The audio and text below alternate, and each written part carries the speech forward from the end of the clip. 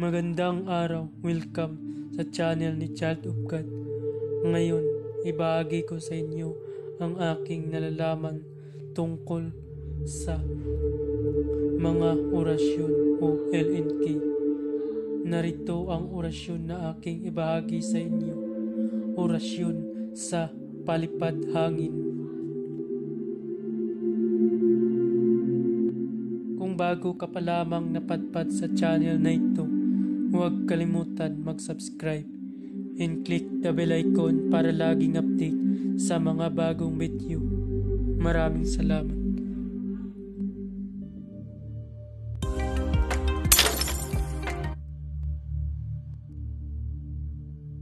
Pamilin, mahalin at pagkanyatan ang bawat ibinabahagi ko sa YouTube channel na ito.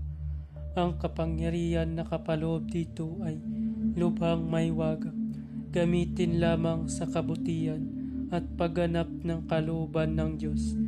Maginhawaran at laging isa puso't isip ang 7 layunin ng Diyos.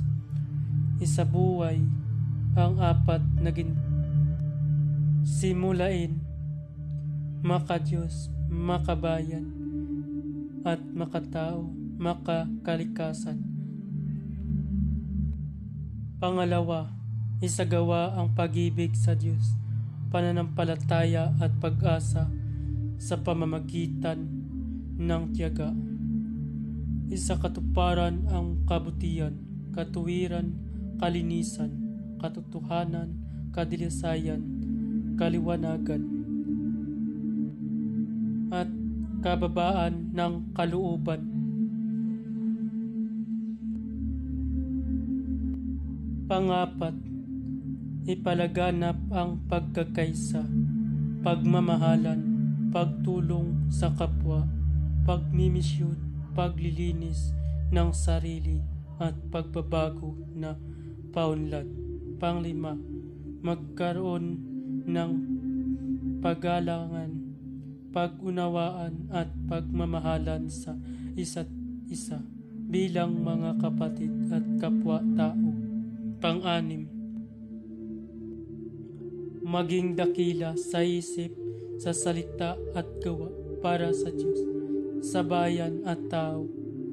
Pang-7, ipagpatibay ang kautusan ng Diyos, tumulong sa pagpapaunlad ng katauhan ng bawat kasapi ng samahan at tumupad sa hadikain ng Diyos sa tao.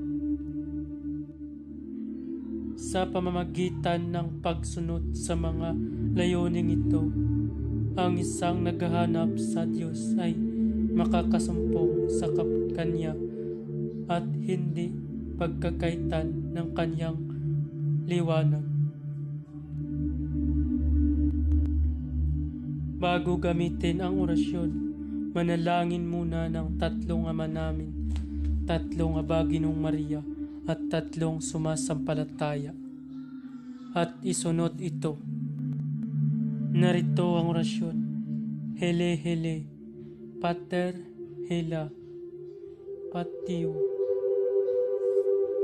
paptio, ibubi, baksi, igsak, mitom, biho, bihab, Diyos, yaw, ok, egsa, wok, six, su, sais, ex, sat, hele hele, pater hela, paptio, ibobe, baks, yigsak, mito, biho, bihab, Diyos, yaw, ok, egsa, ok, six, su, sais, exat.